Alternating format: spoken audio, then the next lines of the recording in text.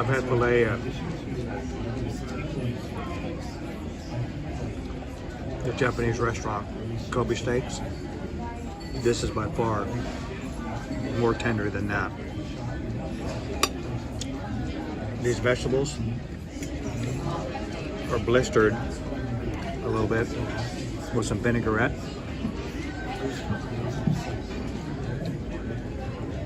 They're not overcooked, but they're almost, in a sense, almost raw, but the texture is very good.